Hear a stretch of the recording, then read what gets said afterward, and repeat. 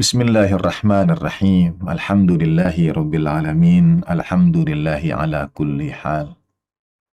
Masya Allahu kana wa ma lam yasha' lam yakun wa la hawla wa la quwwata illa billahil aliyyil azim.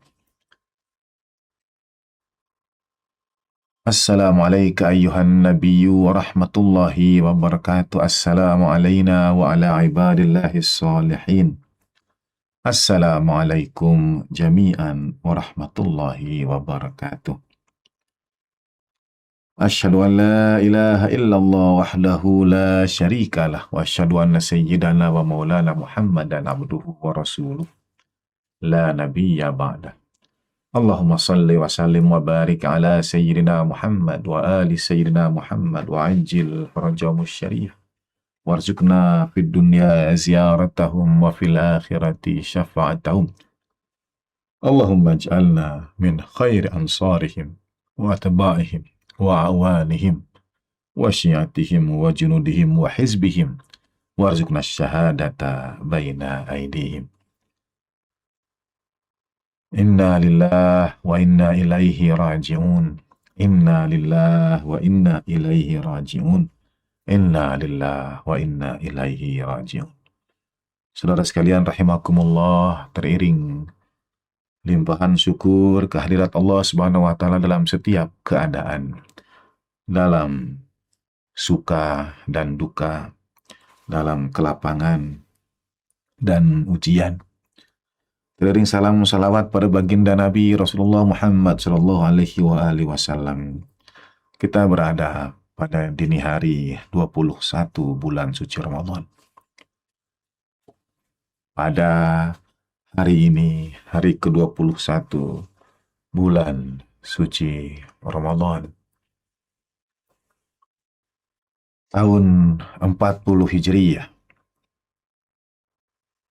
Sayyidina Ali bin Abi Thalib karramallahu wajah, Amirul Mu'minin wa Imamul Muttaqin, syahid.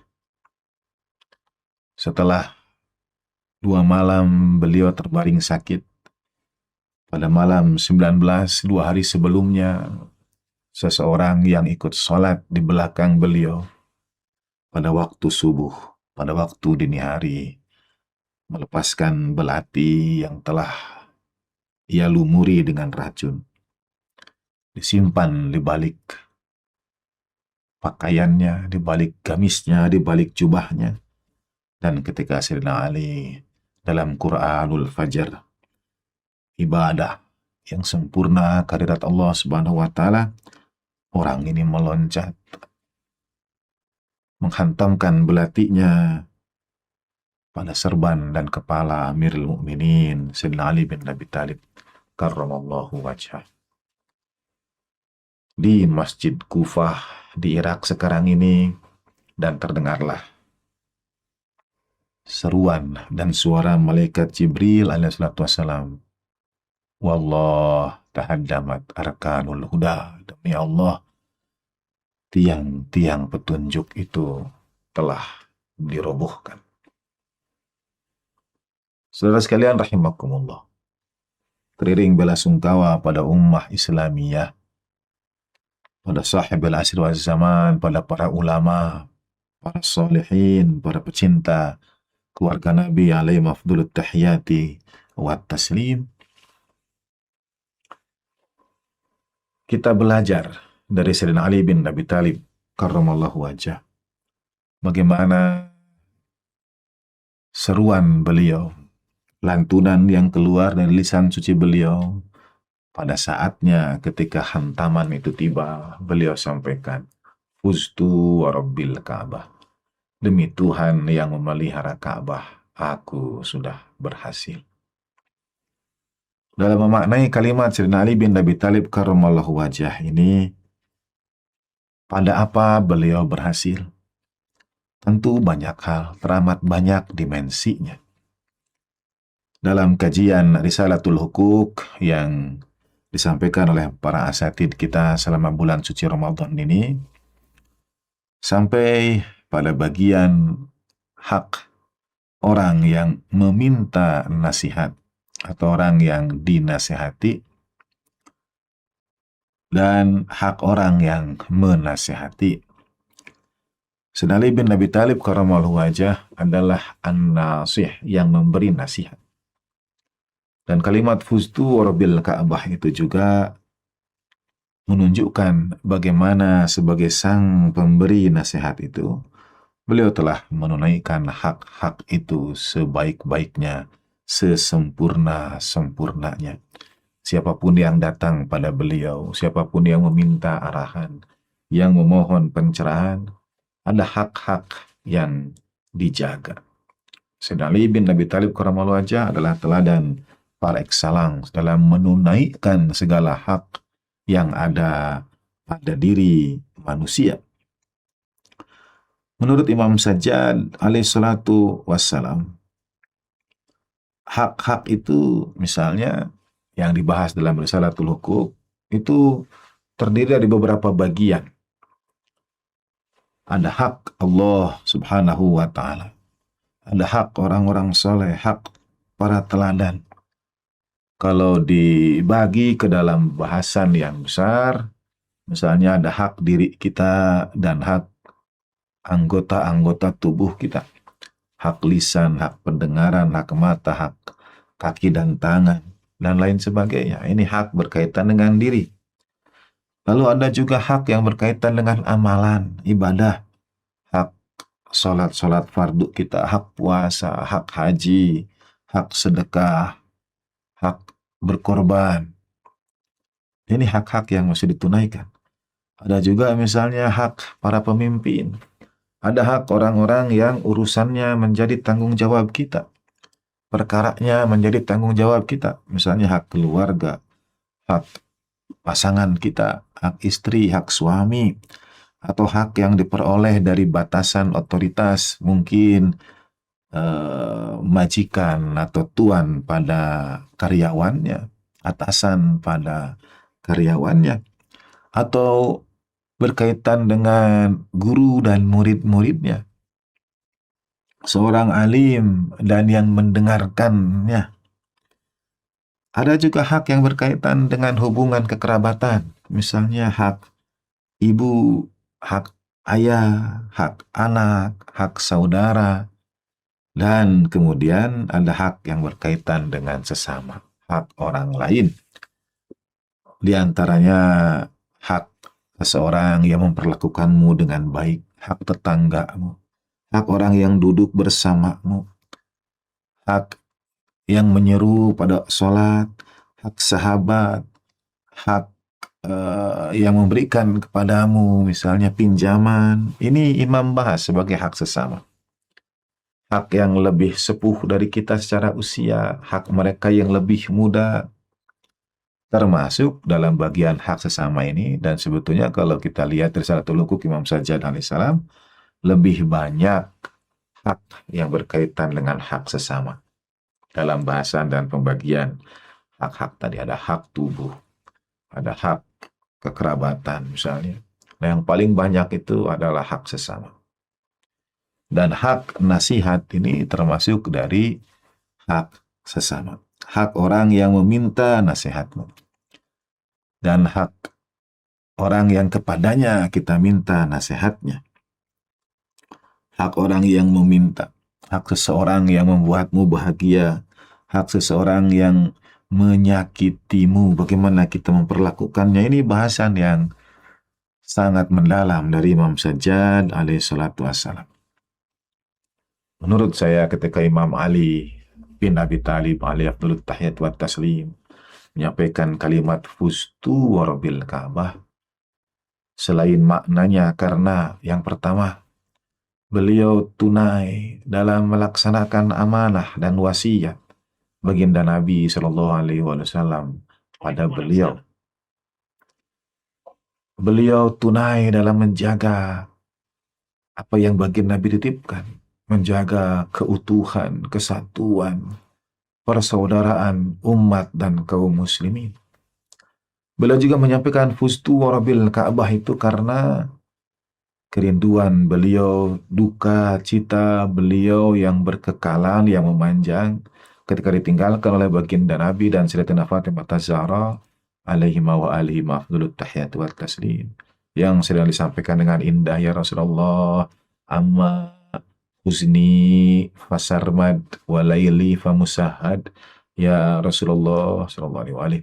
Adapun kesedihanku berkepanjangan, berkekalan, dan malam-malamku berada dalam keadaan yang terjaga, terbangun, sulit tidur, dan sebagainya, karena kesedihan ditinggalkan oleh para kekasihnya.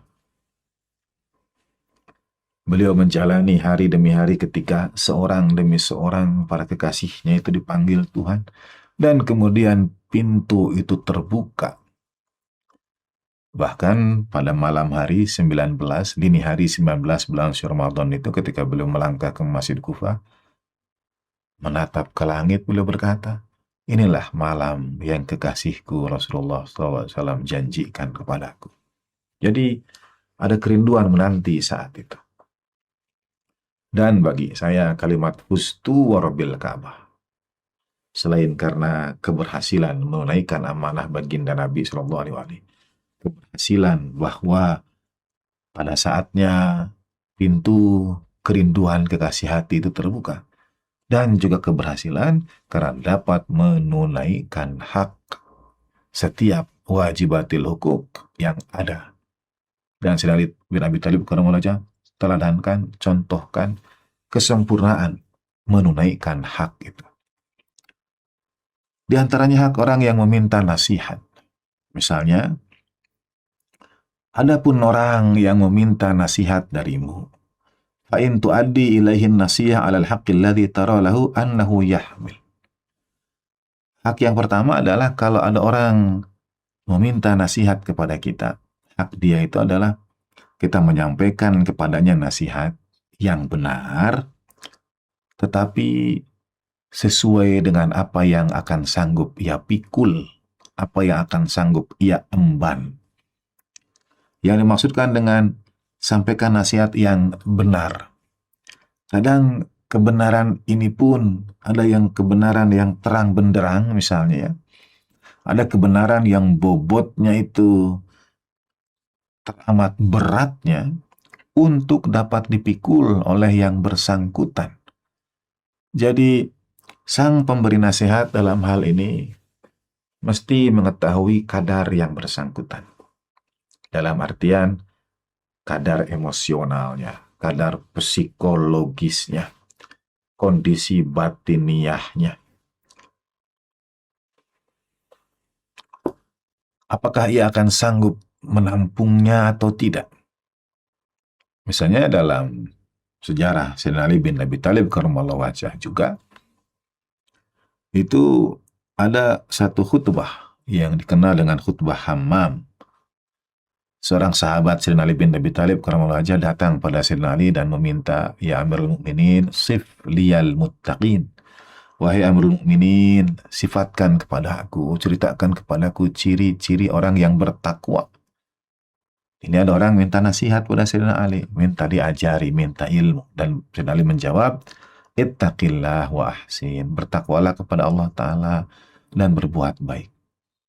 Konon dalam sebagian keterangan, ia berusaha mendekati Sayyidina Ali dari sisi yang lain. Ya Amirul Mukminin, sif liyal muttaqin. Mengulangi pertanyaannya kembali. Ceritakan kepada aku, gambarkan kepada aku sifat-sifat orang yang bertakwa. Sayyidina Ali menjawab dengan yang sama, ittaqillah wa ahsin, hingga kali yang ketiga. Bisa disampaikan. Pada kali yang ketiga, kemudian Sayyidina Ali mendudukkan sahabat Hammam ini dan mulai menyampaikan beberapa penyampaian. Misalnya ada kalimat, laula ajalullahi allati kataballahu alaihim mastaqarra arwah fi ajsadihim tarfata ainin abadan. Orang bertakwa itu, kalaulah tidak ada ajal yang Allah Ta'ala tetapkan atas diri mereka, niscaya ruh mereka itu tidak akan menetap dalam jasad mereka sekedip mata pun. Karena kerinduan mereka kepada apa yang dijanjikan Allah Subhanahu wa Ta'ala dari pahala. Nah, beberapa penjelasan Sayyidina Ali, sampai di satu titik tiba-tiba terdengar satu teriakan, dan Hammam yang ternyata berteriak itu kemudian terjatuh dan melepaskan nafasnya yang terakhir, yang meninggal dunia. Dan Sayyidina Ali sampaikan, inilah yang aku khawatirkan. Jadi Sayyidina Ali sejak awal sudah tahu kadar itu. Tapi apakah Sayyidina Ali memaksakan menyampaikan sesuatu lebih dari kemampuan dia? Sebenarnya itu Sayyidina Ali sudah menurunkan. Wa yakharijil makhrij alladhi yalinu alaihi musabi. Yang nyaman dan lembut didengar oleh telinga. Jadi hak orang yang diberi nasihat itu mendengarkan kalimat-kalimat yang baik. Wa tukallimuhu minal kalam bima yutikuhu aqlu. Dan kau sampaikan kepadanya pembicaraan yang akalnya mampu. Sebenarnya yang sedang kisahkan dalam khutbah hammam itu adalah sesuatu yang akal hammam itu mampu. Karena itu beliau sampaikan. Tetapi bersamaan dengan zarfiyah akal ini, bersamaan dengan kemampuan akal ini, ada faktor lainnya juga, yaitu suasana kebatinan ruhiyah, suasana spiritual yang dialami oleh yang bersangkutan. Mungkin sekiranya tidak berada dalam kondisi yang demikian, ia tidak akan berakhir seperti berakhirnya hammam itu. Dan Sayyidina Ali sudah sangat membatasi sampai 3 kali. Tetapi mungkin setelah 3 kali tidak ada jalan lain kecuali menyampaikan apa yang disampaikan. Dengan kemungkinan ada resiko, sekali lagi, sesuatu yang tidak dapat ia tampung, bukan ia pahami. Sama seperti orang yang overwhelming dengan jatuh cinta. Akalnya memahami, tetapi kemampuan batiniahnya untuk mengendalikan segala sesuatu yang berkaitan dengan pemahaman akalnya itu tidak dapat ditanggung oleh tubuhnya. Saudara sekalian rahimakumullah. Fa inna likulli aqlin tabaqah minal kalam ya'rifuhu wa yajtanibu. Karena pada setiap akal itu ada tingkatan dari pembicaraan yang dengannya ia mengena, ia memperoleh ma'rifat, atau dengannya ia kemudian menjauh. Artinya, kalau pembicaraan itu tidak sesuai dengan kadar akal, ia bisa menjauh. Kalau sesuai dengan kadar akal, ia bisa terima. Nah, hak orang yang dinasihati adalah agar yang memberi nasihat itu menyampaikan pembicaraan sesuai dengan kadar akal. Baginda Nabi SAW juga menyampaikan, nahnu ma'asyirul anbiya, kami ini para nabi, kami diperintahkan untuk berbicara dengan manusia ala qadri uqulihim, sesuai kadar akal mereka. Saya terkadang menyampaikan ini sebagai bentuk taqiyah baginda Nabi SAW. Karena Rasulullah itu ketika berbicara dengan umat akan selalu dalam tanda petik menurunkan kadar. Tidak ada seorang pun di antara kita yang dapat mendekati kadar Rasulullah SAW. Tidak ada. Karena bagian Nabi yang menurunkan, menceritakan al-haq tadi, kebenaran tadi dengan kemampuan yang dapat dipahami. Ambil contoh, saudara. Kalau kenikmatan surgawi sebagaimana ia, kamahia, itu ditampakkan pada kita, itu kita tidak akan mampu menampungnya. Ya. Bisa terpukau, takjub teramat sangat karena keindahan kenikmatan itu. Bayangkan bagaimana Nabi sifatkan dengan yang ma'udhunun ra'at, ainun ra'at wa udhunun sami'at. Kenikmatan surgawi itu kenikmatan yang tidak pernah dilihat mata ataupun didengar telinga. Jadi begitu ia dihadirkan pada wadah yang tidak dapat menampungnya, ibarat ada wadah air, ini ada sesamudra, ada wadah kosong, misalnya setangkup 1 liter, 2 liter, lalu ada kenikmatan air sebesar samudra dituangkan ke dalamnya. Apa yang akan terjadi? Pecah dia. Tak akan sanggup menampungnya. Sehingga bagi Nabi SAW menurunkan kadarnya. Ala qadri ukulihim. Ini taqiyah baginda Nabi.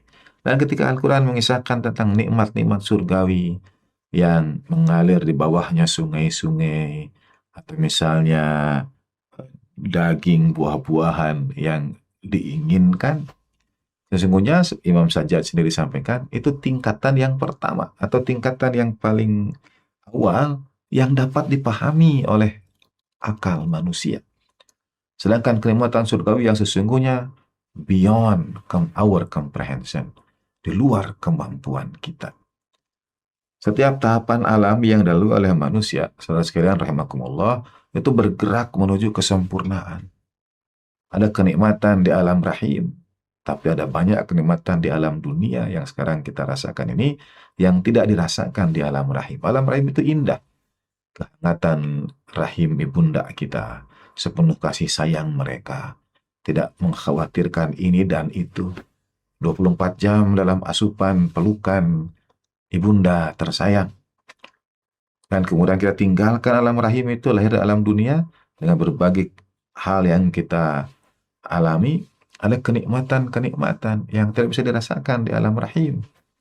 Kenikmatan keindahan, kenikmatan kasih sayang, jatuh cinta, dan lain sebagainya, yang mencintai orang-orang, mencintai para teladan, mencintai para ulama, mencintai para syuhada, merindukan mereka. Nanti di alam barzah, kita pun akan merasakan kenikmatan-kenikmatan yang kalau dibandingkan dengan alam dunia, ibarat alam dunia dengan alam rahim. Kenikmatan alam barzah itu. Dan nanti di alam akhirat, kenikmatan surgawi itu ibarat alam dunia, alam barzah dan alam dunia dan alam rahim. Tidak dapat dibayangkan sebelumnya. Nah, dan nasihat, akal, ilmu adalah nikmat ruhaniyah itu. Sehingga selalu menyampaikan dengan kadar akal. Itu hak orang yang dinasihati.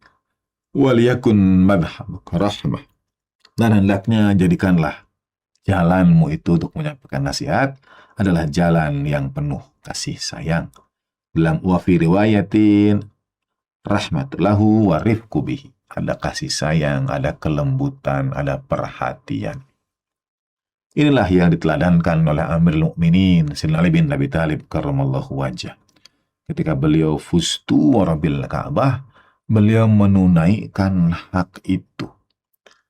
Setiap ada yang bertanya, penuh kelembutan, penuh kasih sayang, sesuai kadar akal, sesuai tingkat pengetahuan, pemahaman, dan sebagainya. Perkara orang itu memilih tidak mengikuti, perkara ada hawa nafsu, ada godaan-godaan syaitani, ada keakuan. Ini yang mempengaruhi yang bersangkutan. Termasuk misalnya suasana kebatinan yang dirasakan oleh Hammam. Dan Sayyidina Ali sudah memperingatkan terlebih dahulu. Terus kalian rahimakumullah, pada hari-hari seperti ini, dalam suasana memperingati syahadahnya Amirul Mukminin Sayyidina Ali bin Abi Thalib karramallahu wajah, sepenuh bela sungkawa kami sampaikan. Pada saat yang sama, ada karunia Allah Ta'ala dalam hidup kita ini. Kita dikaruniakan untuk melihat seorang Sayyid Ali berikutnya. Sayyid Ali yang merupakan zuriyah min sulala, dari keturunan Amirul Mukminin Sayyid Ali bin Abi Thalib alaihi afdalut tahiyat wa taslim, yang menunjukkan kepada kita juga teladan dalam menunaikan hak-hak itu, termasuk hak orang yang dinasihati ini, yaitu As-Sayyid, As-Syahid, Al-Qaid, Imamil Mustad'afin wa Sautu Palestin, Sayyid Ali As-Syahid, Sayyid Ali Husaini Al-Khamenei. Beliau gugur di bulan suci Ramadan pada hari ke-10, bertepatan atau bersamaan dengan peringatan Rihlah Agung Malakuti Sayyidatina Khadijah salamullah alaiha. Dan seakan-akan sejarah itu berulang ketika pada saatnya malakal maut mengabarkan bisyarah, kabar gembira kesyahidan itu, seakan-akan kalimat yang sama terdengar berulang. Fustu warabbil Ka'bah. Demi Tuhan yang memelihara Ka'bah, insya Allah Al-Imam Syahid beroleh kemenangan. Nasihat-nasihat beliau disampaikan ala qadri ukulin nas ini, terutama berkaitan dengan situasi yang terjadi di dunia sekarang. Permasalahan geopolitik internasional, bagaimana beliau memetakan di tengah narasi yang bercampur baur antara hak dan batil, antara kebenaran dan kebatilan, antara berbagai versi. Kalau dulu di zaman baginda Nabi SAW diboikot di lembah Abu Talib, diriwayatkan itu panah atau anak-anak panah, para pemanah itu selalu diarahkan pada lembah Abu Talib, berharap ada baginda Nabi berlalu dan ada kesempatan melayangkan anak panah itu. Dalam bahasa riwayat adalah mereka yang selalu mengarahkan panah permusuhannya kepadamu, atau yang melepaskan pedang dari sarungnya untuk menyerangmu. Itu artinya akan ada selalu musuh yang melakukan itu pada hamba-hamba Allah Ta'ala yang terpilih. Kalau dulu anak panah atau pedang yang dilepaskan dari sarungnya, maka kini yang dialamatkan itu adalah berbagai narasi yang tidak berdasar, berita yang tidak benar, yang perlu diverifikasi dari kabar-kabar hoaks yang beredar. Itu dialamatkan pada sosok seperti Sayyid Imam Syahid, Sayyidul Qaid, Imam Ali Khamenei. Beliau menerima cobaan itu, cabaran itu. Entah tak terhitung begitu banyak fitnahan dan lain sebagainya. Tetapi semua beliau perlakukan dengan madhabuka itu rahmah lahu wa rifku bihi. Dengan penuh kasih sayang, dengan penuh kelembutan. Dan dunia berduka kehilangan seorang yang berada di khat Sayyidina Ali bin Abi Thalib karramallahu wajah. Seorang syahid mimbar, syahid mihrab, syahid yang berkhidmat untuk umat. Semoga Allah Subhanahu wa Ta'ala karuniakan pada para syuhada kemuliaan, derajat, kehormatan tertinggi yang keberkahannya mereka berkenan Allah Ta'ala limpahkan untuk kita semua. Keberkahan para syuhada itu. Saudara sekalian rahimakumullah. Izinkan saya untuk mengakhiri dengan membacakan sebuah puisi, sebuah syair. Allahyarham ayahanda menyampaikan bagaimana isilah majlis-majlis kecintaan dan kerinduan keluarga Nabi itu dengan syair-syair. Ahlul Bait mencintai syair-syair. Sebagaimana Imam Ali Zainal Abidin alaihissalam dengan Farazdak misalnya. Demikian pula Sayyidul Syahid, Sayyidul Qaid. Beliau juga sejak masa belia tertarik membaca dan punya punya kedekatan khusus dengan syair-syair. Terutama beliau sendiri itu menunjukkan kepiawaian beliau. Terutama misalnya pada bagian-bagian yang berkaitan dengan syahadah, yang berkaitan dengan kesyahidan. Selain karena keindahan syairnya, tapi juga suasana kebatinan yang merindukan syahadah itu. Pada 21 bulan Ramadan ini, sepenuh belasungkawa pada para pecinta kesyahidan atas syahidnya Syahid Mihrab Sayyidina Ali bin Abi Thalib karramallahu wajhah wa alaihi afdalut tahiyati wa taslim. Bismillahirrahmanirrahim. Allahumma salli ala sayyidina Muhammad wa ali sayyidina Muhammad. 30 tahun menunggu. Akhirnya datang juga saat itu. Kau lihat sang nabi dalam tidurmu, derita umat jadi tuturmu. 30 tahun engkau menunggu gang kecil dan langkah itu. Rindu akan Az-Zahra yang datang selalu. Dan gelegak mata yang menggenang haru. Lalu kau pandang langit itu.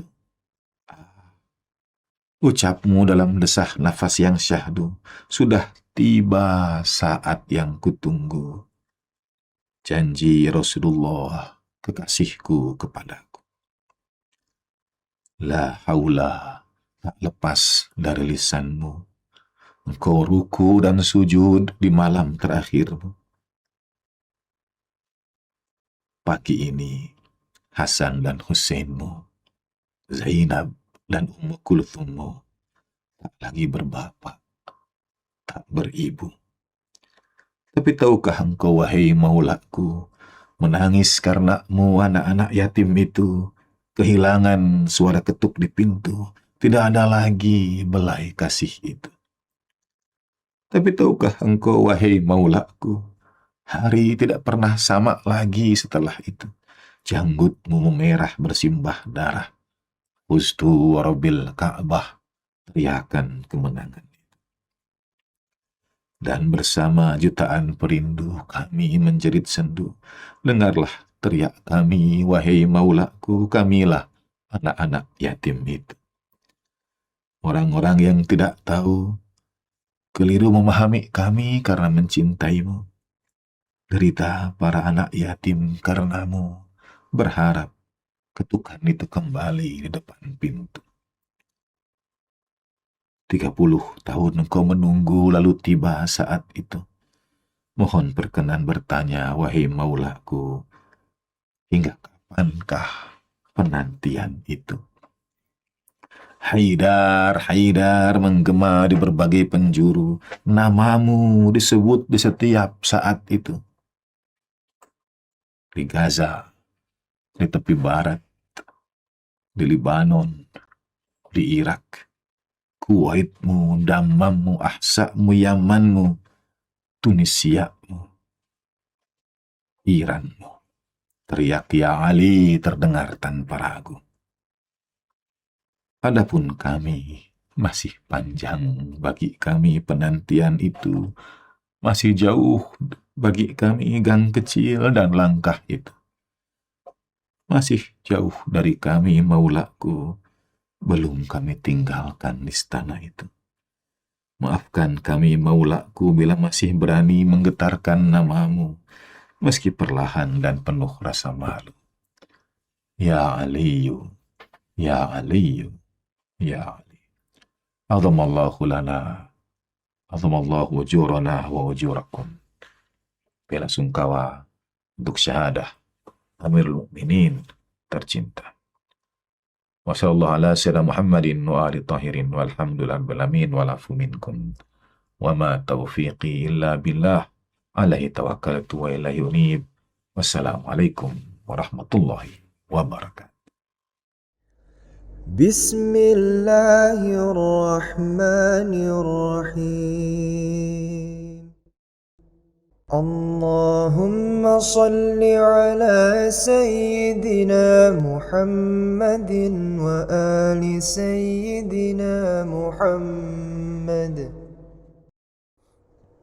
Allahumma ij'alni fihi ila mardatika dalila ولا تجعل للشيطان فيه علي سبيلا واجعل الجنة لي منزلا ومقيلا يا قاضي حوائج الطالبين. Allahumma ya Allah, berikan padaku di bulan ini petunjuk menuju ridha-Mu. Jangan Kau biarkan syaitan menemukan jalan dalam diriku.